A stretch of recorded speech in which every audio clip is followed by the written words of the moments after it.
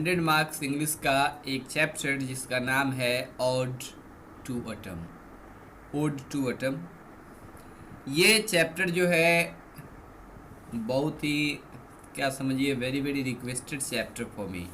बहुत सारे रिक्वेस्ट है इस चैप्टर के लिए, ओड टू ऑटम के लिए।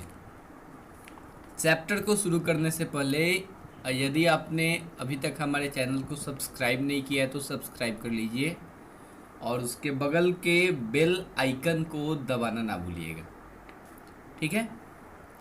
आप मुझसे मेरे फेसबुक पेज से जुड़ सकते हैं जिसका लिंक मेरे डिस्क्रिप्शन बॉक्स में मिल जाएगा। आप मेरे वेबसाइट पर भी फॉलो कर सकते हैं, वेबसाइट का लिंक भी आपको डिस्क्रिप्शन में मिल जाएगा। तो चलिए शुरू करते हैं जॉन कीट्स के द्वारा लिखा हुआ ये चैप्टर ओड टू ऑटम। ये जॉन कीट्स का सिग्नेचर है, आप देख सकते हैं, और ये उनकी स्केच की गई एक पिक्चर है।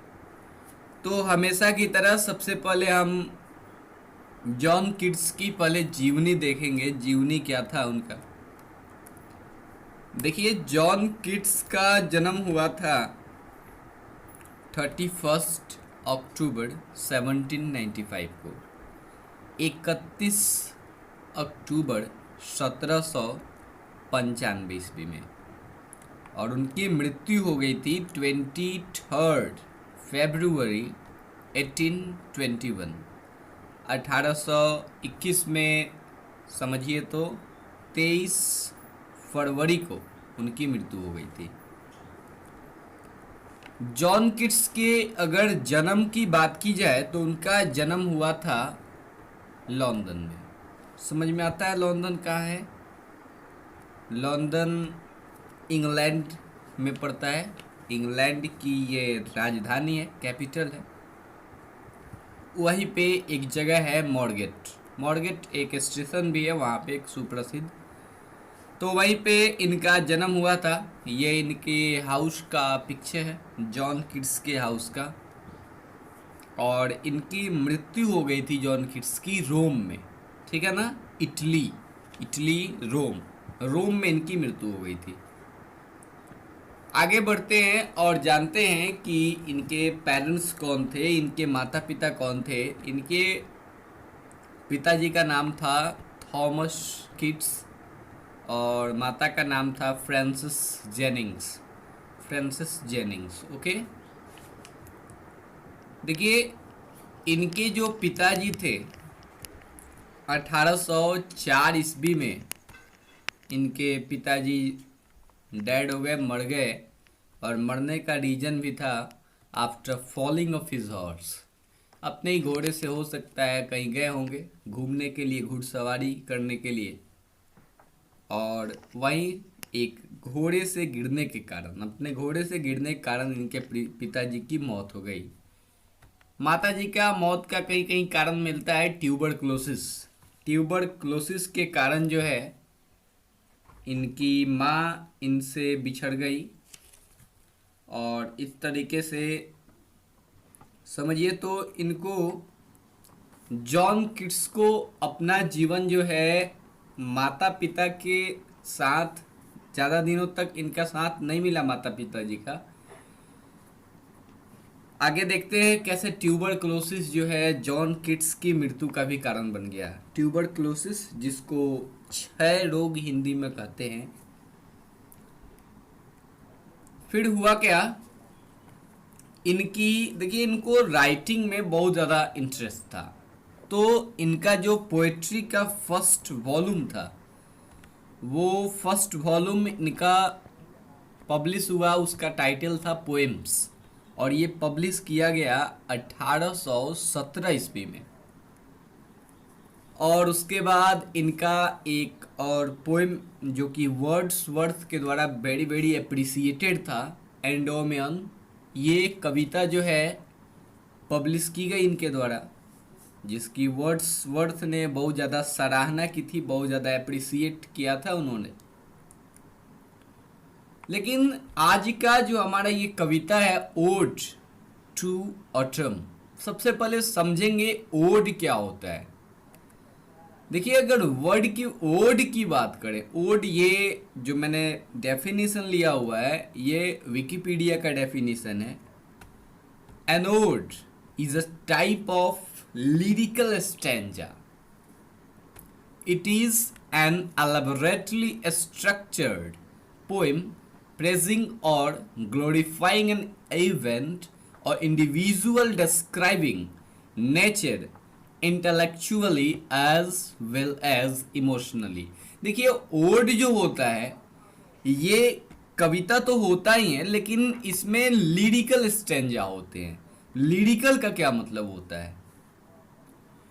ये जो कविता होती है ये किसी खास घटना को, किसी घटना को ग्लोरीफाई करती है, किसी खास घटना को ये डिस्क्राइब करती है और उसको प्रेज करती है। मीन्स प्रशंसा करती है किसी खास घटना का, नेचर से संबंधित, प्रकृति से संबंधित अगर कोई खास घटना है तो उसको ये प्रेज करती है। प्रेज करने का मतलब बड़ाई करना समझ लीजिए, प्रशंसा करना। और ये उसको डिस्क्राइब करती है, उसका वर्णन करती है। और बेसिकली ओड जो होते हैं ये a poem intended to be sung. ये इस तरीके के कविते होते हैं जो इंटेंड होते हैं, मीन समझिए आप इनको गा सकते हैं। ऐसे कविते होते हैं ओड जिनको आप गा सकते हैं। ठीक है, तो आज जो हम लोग ये ओड टू ऑटम पढ़ रहे हैं, ये जॉन किट्स ने मात्र ओड टू ऑटम ही नहीं लिखा था, इसके अलावे भी उन्होंने 5 ओड्स लिखे थे। कौन कौन से ओड थे? देखिए एक वर्ड ओड था उनका, ode on a Grecian urn, ode on indolence, ode on melancholy, ode to a nightingale, ode to Psyche. ये 5 ओड लिखने के बाद इन्होंने छठा ओड लिखा सितंबर के महीने में, ओड टू ऑटम। ठीक है, तो ये उनका छठा ओड था। ओड का एक सीरीज चल रहा था और समझिए ये उनका लास्ट ओड था, क्योंकि इस ओड के बाद वो लिख ही नहीं पाए। ये जो कविता है ओड टू ऑटम, ये उन्होंने कंपोज तो किया था 19 सितंबर को 1819 में, लेकिन इसको पब्लिश किया गया 1820 में। ठीक है ना, ये कविता पब्लिश हुई कब? 1820 में, प्रकाशित हुई 1820 में। लेकिन सबसे पहले हम बात करेंगे कि आखिरकार में इस कविता का थीम क्या है, इस कविता में क्या बताया गया है। हमारे हिसाब से मैंने जो भी कविताएं अभी तक पढ़ाई हैं उनमें मुझको सबसे ज़्यादा बेटर यही कविता लगा, ओड टू ऑटम। देखिए इस कविता में जॉन किट्स ने जो है डिस्क्राइब किया है ऑटम के 3 स्टेज को। 3 स्टेज में ऑटम को बांट दिया गया है यहाँ पे इस कविता में। पहला जो स्टेज है, आप देखेंगे कविता में 3 स्टैंजा भी है और शायद प्रत्येक स्टैंजा में 11 लाइन्स है। तो इसको 3 स्टेज में, ये 3 स्टैंजा जो हैं ये ऑटम के 3 स्टेज हैं, 3 अलग अलग रूप हैं। देखिए जो फर्स्ट स्टेज है, उस फर्स्ट स्टेज में कवि मैच्योरेशन ऑफ क्रॉप्स, जो क्रॉप्स हैं, जो फसलें हैं, उनके मैच्योर होने की बात करता है, उनके बढ़ने की बात करता है। और जो सेकेंड है उसमें फसलों को हार्वेस्ट करने का, उनको काटने से संबंधित जो भी कार्य हैं उन कार्यों की चर्चा सेकेंड स्टैंजा में की जाती है। And to the last days of autumn when winter is nearing. वो जो लास्ट स्टैंजा बचता है उसमें ऑटम के जो लास्ट डेज हैं, जब विंटर नज़दीक होने वाला होता है। एक और बात कि ये कविता चूंकि इंग्लैंड में लिखी गई है तो कवि ने वहाँ के सीजन के हिसाब से इसको लिखा है। हमारे यहाँ जो है ऑटम के बाद समझिए तो ऑटम के बाद ये समर विंटर ऐसे करके जो ऋतुएं आती हैं, है ना। हमारे पास ऋतुओं का भंडार है। इंडिया में 6 तरीके की ऋतुएं होती हैं, आपको पता ही होगा। 6 तरीके की ऋतुएं होती हैं इंडिया में। लेकिन इंग्लैंड की अगर बात की जाए तो इंग्लैंड में ऑटम के बाद डायरेक्टली विंटर आता है। ठीक है, तो इस कविता को भी पढ़ने से पहले सबसे पहले देखते हैं जॉन किट्स का डेथ कैसे हुआ था, कैसे मृत्यु हुई थी जॉन किट्स की। देखिए 1821 का जब महीना शुरू हुआ, फर्स्ट मंथ ऑफ 1821, तो इस महीने में समझिए तो जो उनको ट्यूबरक्यूलोसिस हुआ था, क्षय रोग, ये अपने फाइनल स्टेज में पहुंच चुका था। क्षय रोग अपने अंतिम अवस्था में पहुंच चुका था। And kids was coughing, kids जो है खांस रहे थे, कफ खांसी, खांसना, और वो खांसी जो कर रहे थे वो उसमें से ब्लड आ रहा था। एंड कवर्ड इन स्वीट, पूरी तरह पसीना से ढके हुए थे। स्वीट का मतलब होता है पसीना, SWEET, स्वीट का मतलब ये स्वीट मीन्स मीठा, और SWEET स्वीट का मतलब होता है पसीना। तो किड्स जो थे वो एकदम पसीना से ढके हुए थे, जो कफिंग कर रहे थे उससे खून आ रहा था। और on first coughing of blood, जब फर्स्ट कफ उनका आया, पहली बार खांसी में जब ब्लड आया, तब किड्स ने कहा, क्या कहा, देखिए वेरी वेरी, ये वर्ड जो है, एक मरता हुआ व्यक्ति है ना, he was a dying man that time. तो उस समय किड्स ने कहा कि I know the colour of that blood, मैं इस ब्लड के कलर को जानता हूँ। ये जो ब्लड मेरी खांसी में अभी आया है, मैं इसके कलर को जानता हूँ। It is arterial blood. I cannot be deceived in that color. That drop of blood is my death warrant. I must die. देखिए गजब तरीके का कवि है ना। इन्होंने बताया कि ये जो ब्लड है, मैं इस ब्लड को पहचानता हूँ। ये ब्लड नहीं, ये मेरा डेथ वारंट है। किड्स ने बताया कि ये मेरा ब्लड नहीं, ये मेरा डेथ वारंट है। मेरा वारंट आ गया ईश्वर के तरफ से। आई मस्ट डाई, मुझको मरना है अब। आगे किसने कहा कि आई एम डाइंग, मैं मर रहा हूं। आई शैल डाई इजी, और मैं आसानी से मर जाऊंगा। Don't be frightened, be firm and thank God it has come. उन्होंने कहा कि भयभीत होने की कोई ज़रूरत नहीं है, और मैं ईश्वर का शुक्रगुजार हूँ कि आखिरकार में मेरी मृत्यु आ ही गई। मीन्स ये जो वर्ड है, क्या पता नहीं क्या इन वर्डों में है। I was attracted by this word. मैं इन वर्ड से इतना अट्रैक्ट हो गया। आज तक मैंने अभी तक किसी कवि के मैंने डेथ के लिए इतना ज़्यादा डिस्कशन नहीं किया था।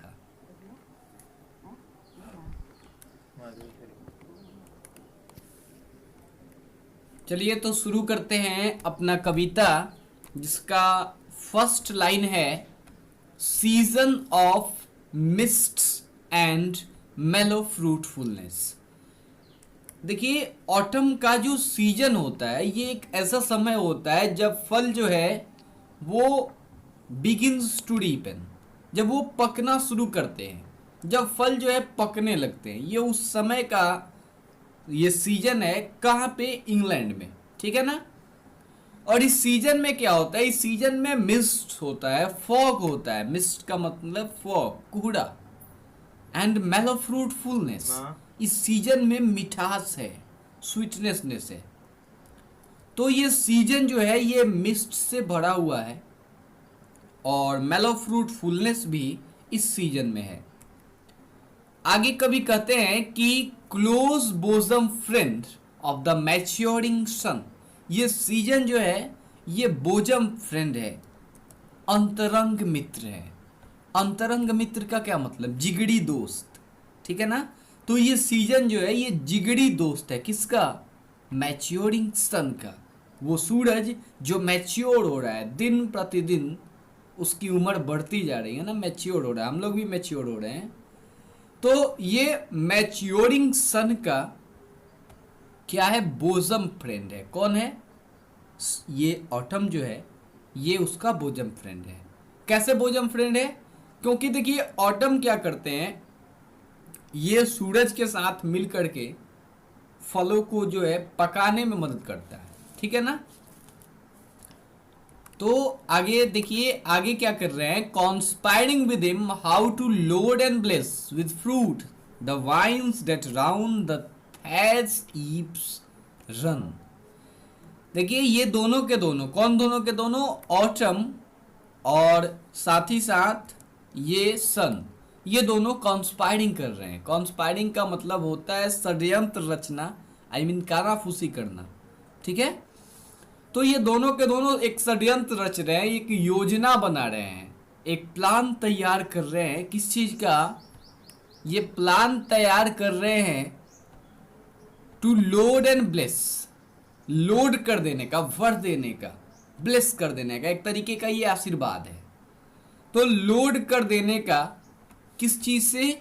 विथ फ्रूट, फलों से, फलों से लाद देना है, लोड कर देना है। किसको लादना है? द वाइन्स, वाइन्स को। कैसे vines? That round the thatch eaves run. Thatch समझ में आता है ना? थैच जो वर्ड है इसका मतलब होना चाहिए मुड़ा हुआ। तो ये जो थैस्ड है, देखिए ये थैस्ड चीज है, और ईप्स का मतलब होता है रूफ। रूफ समझ में आता होगा आप लोगों को, रूफ। तो जो थैच ईप्स हैं, जो मुड़ी हुई रूप से जो छत है, उनके ऊपर जो वाइन्स हैं, वाइन्स का मतलब लता। अब ये लता में एक अंगूर हो सकता है, जितने भी क्रीपर्स है ना, क्रीपर्स लाइक पंपकिन, ये एक तरीके का क्रीपर ही है। तो इन सब चीजों को ये दोनों कॉन्स्पायर कर रहे हैं कि इन सब चीजों को फलों से लाद देना है। जो वाइन्स है इन सब चीजों को फलों से लाद देना है, फलों से भर देना है। और आगे क्या कहता है? To bend with apples the mossed cottage tree and fill all fruit with ripeness to the core. और आगे ये डिसाइड करते हैं, ये कॉन्स्पायर करते हैं कि एप्पल को जो है, एप्पल पे इतने फल कर देने हैं, है ना, कि ये बेंड हो जाए। आगे ये कॉन्स्पायर कर रहे हैं कि मीन्स एप्पल को भी, जो एक कॉटेज ट्री है, इसको भी फलों से भर देना है, इसको भी फलों से भर देना है। और इसके जो फल होंगे, ये जो ऑटम और जो सन है, ये कॉन्स्पायर कर रहे हैं कि एक तो पहले वाइन्स को फलों से भर देना है, जो पेड़ हैं उनको फलों से भर देना है, और उनके जो फल हैं उनको उनके कोर तक पका देना है। कोर क्या होता है?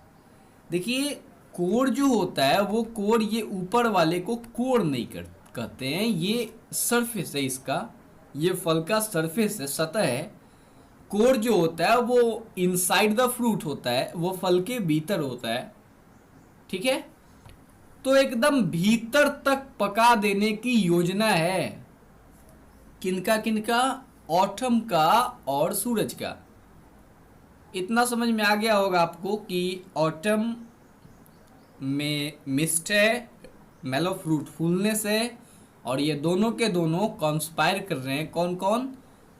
ऑटम और सन, ये दोनों के दोनों कॉन्स्पायर कर रहे हैं, एक षड्यंत्र बना रहे हैं कि हमको क्या करना है, पेड़ों को एकदम फलों से लाद देना है, और फलों को उनके कोर तक जो है रीपनेस, उनको पका देना है, ठीक है ना। आगे देखते हैं, आगे कहते हैं और क्या क्या करना है। To swell the gourd and plump the hazel shells with a sweet kernel. आगे इन लोगों का करना है कि जो स्वेल हैं, नॉट स्वेल, जो दो गॉड हैं, गॉड समझ में आता है ना। ये पिक्चर देखिए, लॉकी, या फिर हमारे देहात में कोहड़ा, है ना। ठीक है, पंपकिन्स, यू नो पंपकिन्स। तो ये जो पंपकिन्स हैं, जो लौकी हैं, ठीक है, इनको स्वेल कर देना है, इनको बढ़ा देना है, ठीक है ना। यहाँ पे आगे ये लोग डिसाइड कर रहे हैं, आगे वो लोग कॉन्स्पायर कर रहे हैं। दो तीन चीज़ों का अभी तक कॉन्स्पायरिंग हुआ है। फर्स्ट तो ये लोग वाइन्स को, लताओं को जो है फलों से लाद देते हैं, पेड़ों को भी फलों से लादने का योजना बनाते हैं। आगे जो है ये योजना बनाते हैं कि फलों को एकदम राइपनेस टू द कोर, एकदम उनके कोर तक पका देना है। जो गॉड है उनको भी स्वेल कर देना, उनको भी बढ़ा देना है। जो हेजल सिल है, हेजल सिल का मतलब अखरोट होता है। तो अखरोट जो है, उन अखरोट को भी क्या करना है, प्लम्प कर देना है। प्लम्प करने का मतलब होता है मोटा, उनको जो है मोटा कर देना, ठीक है। तो आगे ये सब योजना बनाई जा रही है ऑटम के द्वारा और सन के द्वारा। और आगे ये लोग योजना बना रहे हैं कि to set budding more and still more later flowers for the bees. देखिए, एक तो फल, एक वैसे पेड़ हैं जो फलों वाले हैं, ठीक है, एक तो फल वाले पेड़ हैं और दूसरे जो पेड़ हैं वो फूल वाले पेड़ हैं। तो ये ऑटम जो है और ये जो सन है, ये दोनों के दोनों योजना बना रहे हैं, कॉन्स्पायर कर रहे हैं कि जो फल वाले पेड़ हैं उनको फलों से लाद देना है और जो फूल वाले पेड़ हैं उन पे भी इतने ज़्यादा फ्लावर्स आ जाएंगे, क्योंकि यहाँ पे कवि ने बात किया है to set budding mode. Bird का मतलब होता है कली। जब ज़्यादा कलियाँ होंगी, बहुत ज़्यादा जब कलियाँ होंगी तो क्या होगा, बहुत ज़्यादा फूल भी होगा। तो ये दोनों के दोनों कॉन्स्पायर कर रहे हैं कि उन पे बहुत ज़्यादा, अब जो फलों वाले पेड़ हैं उनको अब तो वो तो हो गए, लेकिन अब फूलों के साथ क्या करना है, तो फूलों वाले पेड़ों को भी मीन्स फूलों से भर देना है। किसके लिए, फॉर द बीज, बीज के लिए, है ना, मक्खियों के लिए, मधुमक्खियों के लिए, नॉट मक्खी, मधुमक्खी। मक्खी और मधुमक्खी में बहुत ज़्यादा अंतर होता है। तो इनको बीज के लिए जो है पेड़ों को फूलों से भर देना है और वो सोचेंगी until they think warm days will never cease for summer has overbrimmed their clammy cells। होगा क्या, इतना ज़्यादा रस उनको मिलेगा कि उनके जो क्लैमी सेल्स है, क्लैमी सेल्स समझ में आता होगा आपको, मधुमक्खियों के छत्ते वाले जो सेल्स हैं वो क्या होंगे, वो एकदम क्लैमी हो जाएंगे। क्लैमी होने का मतलब चिपचिपा होना, वो समझिए तो रस से भर जाएंगे, उनमें जगह नहीं होगा रस रखने का। अब देखिए, रस से भरेंगे, जगह नहीं होगा, तो इसका मतलब ये कि अब यहाँ से नेक्स्ट सीजन के आने की बात चल रही है, विंटर के अब आने की बात चल रही है। और वो सोचेंगे कि ये दिन जो है क्या ये कभी समाप्त नहीं होंगे। दे थिंक, वो सोचेंगे कि warm days will never cease, never end. वो सोचेंगे कि क्या ये दिन जो है कभी समाप्त नहीं होंगे, क्योंकि उनके जो छत्ते हैं वो अब समझिए रसों से भर गए होंगे। क्योंकि समर ने क्या किया है, उनको ओवरब्रिम्ड कर दिया। ओवरब्रिम्ड करने का मतलब उनको समझिए फुला देना। आया समझ में। फिर आगे जो है हम लोग चलते हैं सेकेंड स्टेंजा के तरफ। ये हमारा फर्स्ट स्टेंजा था। फर्स्ट स्टेंजा में कवि ने कुछ चीज़ों की चर्चा की है, एक बार फिर से रिपीट कर देता हूँ कि ऑटम एक मिस्ट का सीजन है जिसमें मेलो फ्रूटफुलनेस भी है। ये ऑटम और सन दोनों बोजम फ्रेंड हैं जो एक दूसरे के साथ कॉन्स्पायर करते हैं, षड्यंत्र करते हैं किस चीज़ों का, कि फलों को जो है, फल वाले जितने भी पेड़ हैं उनको लाद देना है फलों से, और साथ ही साथ फूल वालों को भी क्या करना है, उनको भी फूलों से भर देना है। ठीक है, भर देना है। एप्पल ट्री जो है इतने ज़्यादा उन पे फल होंगे कि वो जो है बेंड हो जाएंगे, वो मुड़ जाएंगे, और साथ ही साथ जो गॉड है वो बहुत ज़्यादा बढ़ जाएंगे। जो हेजल सेल्स है, जो अखरोट है, वो मोटे हो जाएंगे। और मधुमक्खियाँ सोचेंगी, इतने ज़्यादा फूल हो जाएंगे, वो सोचेंगी क्या ये गर्मी के दिन जो है, क्या ये दिन जो है ये समाप्त नहीं होंगे, क्योंकि उनके सेल्स जो है वो बढ़ चुके होंगे। लेकिन जो सेकेंड स्टेंजा है, इसमें कवि ने ऑटम को एक औरत की तरह दिखाया है, एक औरत की तरह, ऑटम एज अ वुमेन, एक औरत की तरह कवि ने इसमें दिखाया है। कैसे? देखिए, हमारे यहाँ रीपिंग का जो काम है, चाहे वो रीपिंग हो या फिर ग्लीनिंग हो, रीपिंग कटाई, देख सकते हैं आप, कटाई, और ग्लीनिंग, ग्लीन का मतलब होता है ग्लीनर, ग्लीनर बटोरने वाला, ग्लीनिंग। या फिर ये जो काम है विनोइंग, है ना, विनोइंग फटकना समझ लीजिए आप लोग, या फिर साइडर प्रेसिंग। तो विनोइंग, फटकना और ये साइडर प्रेस, देखिए इसका मतलब होता है एप्पल या फिर ऐसे ही चीज़ों से जूस निकालने की प्रक्रिया। ठीक है, तो ये सारी की सारी चीज़ें इंग्लैंड में कब होती हैं? ऑटम में होती है। ऑटम में क्यों होती हैं? क्योंकि देखिए ऑटम के बाद वहाँ पे चूंकि विंटर होता है, तो विंटर में ये हो नहीं सकता। विंटर में सब जो है बर्फ से ढका हुआ होता है, पूरी की पूरी चीज़ बर्फ से ढकी हुई होती है, तो ये सारी चीज़ विंटर में हो नहीं सकता। आपको विंटर के पहले पहले ये सब चीज़ कलेक्ट कर लेना होता है, आपको इकट्ठा कर लेना होता है। लेकिन हमारे देश में ये अधिकांशतः ये चीज़ें जो है इन समर में होती हैं, ये समर में होती है हमारे देश। चलते हैं सेकेंड स्टेंजा का जो फर्स्ट लाइन है उसके तरफ। देखिए, कहते हैं कवि की who hath not seen the oft एमिड Dai store.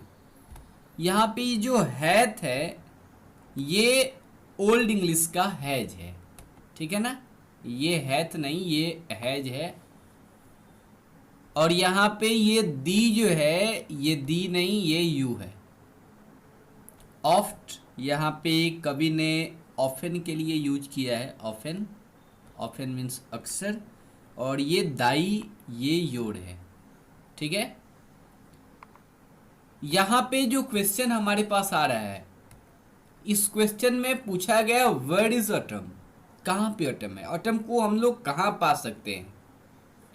और ये देखिए, ये एक रिटोरिकल क्वेश्चन है। रिटोरिकल क्वेश्चन का मतलब होता है एक ऐसा क्वेश्चन जिसमें आंसर देने की जरूरत नहीं है। यहाँ पे सीधा सा आंसर आ रहा है कि हम लोग ऑटम को स्टोर पे पा सकते हैं। और जैसा कि कवि ने ऑटम को एक वुमेन की तरह डिस्क्राइब किया है,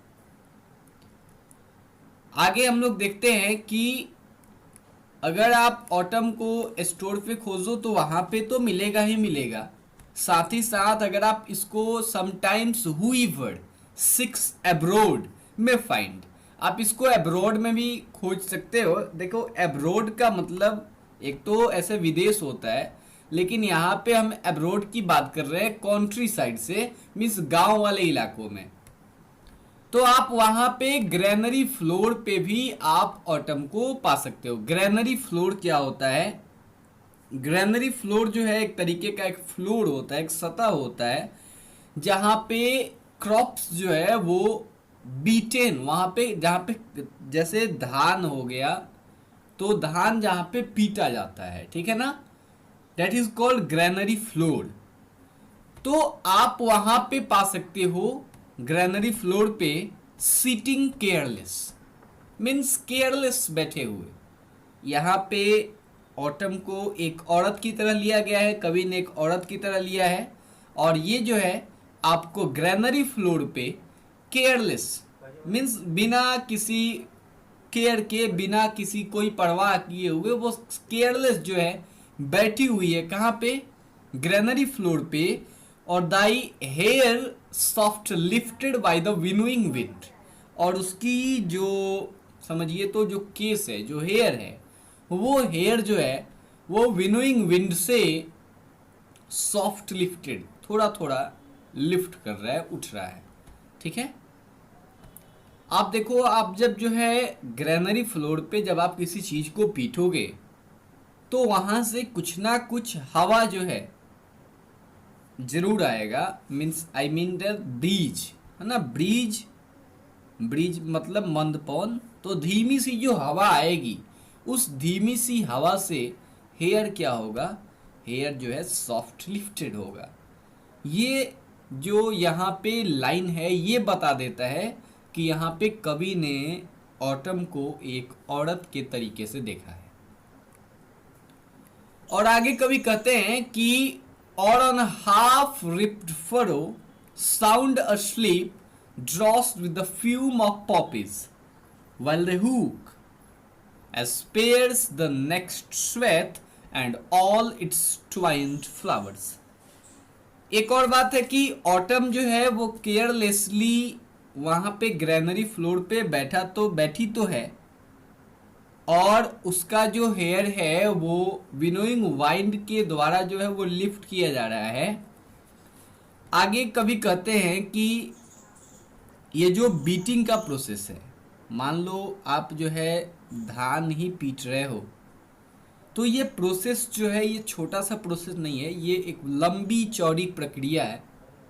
और ये लंबी प्रक्रिया के दौरान वो जो है वहाँ पे थक जाती है और वो half ripped furrow sound asleep, वो समझिए तो थोड़ा सा उसको नींद जैसे झपकी जैसी भी आती है, ठीक है ना।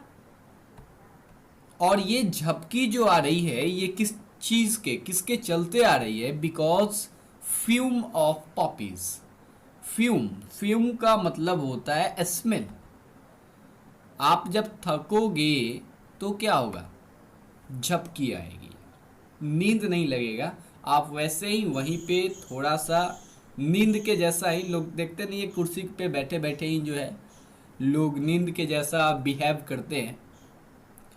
और कभी कहते हैं कि ये आती है किसके चलते, because the fume of poppies. Poppy एक पौधे, एक फूल का नाम है, पौधे का नाम है जिससे अफीम बनाया जाता है। अफीम समझ में आता है, अफीम आपको। तो उसके फ्यूम से, उसके स्मेल से ये साउंड अस्लीप ये आती है आपकी जो झपकी है, ठीक है। आगे कभी कहते हैं ऑटम और भी कुछ काम करता है। ऑटम जो काम करता है आगे ये ग्लीनर का काम करता है ना, और साइडर प्रेस का काम भी। And sometimes like a gleaner thou dost keep steady the laden head across a brook. तो ऑटम के द्वारा एक ग्लीनिंग का काम किया जाता है। ग्लीनर मैंने आपको समझाया था, बटोरने का काम। और इससे एक और काम साइडर प्रेस का काम भी किया जाता है, ठीक है। और देखिए ये काम जो है ये आवर्स बाय आवर्स, ये घंटों घंटों तक ये कार्य जो है चलते रहते हैं। साइडर प्रेस मैंने आपको बताया था, एप्पल से जूस निकालने की जो प्रक्रिया है वो है साइडर प्रेस, ठीक है। साइडर बेसिकली ये जूस ही आप समझिए, साइडर का मतलब जूस ही समझिए। अच्छा, यहाँ पे साइडर CIDER होना चाहिए, ठीक है, CIDER। चलिए हम अपना लास्ट स्टेंजा कंप्लीट करते हैं, जिसका फर्स्ट लाइन जो है कहता है where are the songs of spring, word are where are they, think not of them, thou hast thy music too. ये एक बार फिर से किड्स ने रेटोरिकल क्वेश्चन का यूज यहाँ पे किया है। देखिए स्प्रिंग जो है ये एक ऐसा सीजन है स्प्रिंग, कि इस सीजन के पास इसका खुद का म्यूजिक है। स्प्रिंग के पास इसका खुद का म्यूजिक है। तो यहाँ पे कवि बताना चाहता है, कवि पूछता है कि what are the songs of spring, spring के गीत कहाँ हैं, व्हाट आर दे। कवि ये जो क्वेश्चन है रेटोरिकल क्वेश्चन, इनसे कवि कहना चाहता है कि ऑटम के पास भी इसका खुद का म्यूजिक है। कैसे है ये, चलिए नेक्स्ट लाइन में देखते हैं। कवि कहते हैं कि while barred clouds bloom the soft dying day, देखिए dying day means setting day, ये वो समय होता है जब सूरज जो है वो डूब रहा होता है। तो उस समय क्या होता है, जो क्लाउड्स होते हैं वो बैरड होते हैं, वो बाधित होते हैं, ठीक है। और ऐसा लगता है कि दे आर ब्लूमिंग, वो जो है क्या हो रहा है, ब्लूम हो रहा है, जैसे एक फूल खिलता है वैसे ही वहीं वहां से ब्लूमिंग की क्रिया हो रही है। कहाँ पे, and touch the stubble plains, ऐसा लगता है कि ये ब्लूमिंग की क्रिया धीरे धीरे वहां से रोजी ह्यू, रोजी का मतलब गुलाबी होता है और ह्यू का मतलब होता है रंग, ऐसा लगता है कि गुलाबी रंग जो है वो प्लेन्स को, प्लेन का मतलब होता है फील्ड, वो फील्ड को छू रही हो, टच कर रही हो। ऐसा लगता है कि क्लाउड जो है वो बैरेड है, डे जो है वो अब सेटिंग मीन्स डाइंग हो रहा है, धीरे धीरे सूर्यास्त हो रहा है, और वहां से गुलाबी रंग जो है वो प्लेन्स को, वो मैदानों को अब टच कर रही है, छू रही है। और फिर क्या होता है, ये वो समय होता है जब ऑटम में गीत आते हैं, मीन्स ये वो समय होता है, then in a wailful so the small gnats mourn, तब ये वो समय होता है जब जो छोटे छोटे गैंट्स हैं, देखिए गैंट्स जो होते हैं ये मच्छर के टाइप के छोटे छोटे, समझिए तो कीड़े मकोड़े हैं, इंसेक्ट्स हैं। तो इस समय ये कीड़े मकोड़े जो है ये अपना शोर मचाते हैं, ये कीड़ों मकोड़ों का जो शोर है यही ऑटम के सॉन्ग हैं, ठीक है ना। और ये वेलफुल, वेलफुल का मतलब आप सैडनेस से समझो, मॉर्न भी सैडनेस का ही मतलब देता है। तो ये कीड़े शोकाकुल, ऐसा लगता है कोई शोक पड़ा हुआ है, उस वैसे स्थिति में ये जो है ना, शोर मचाते हैं अमॉन्ग द रिवर शैलोज। यहाँ पे केवल शोर गैंट्स का ही नहीं है, यहाँ पे और भी गीत हैं।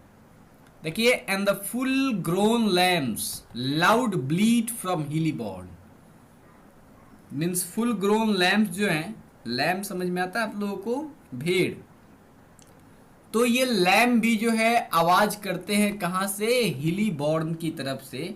हिलीबॉर्न मीन्स पहाड़ी जो किनारा है वहां से लैम्प की आवाज आती है। ये सारे के सारे ऑटम के गीत हैं।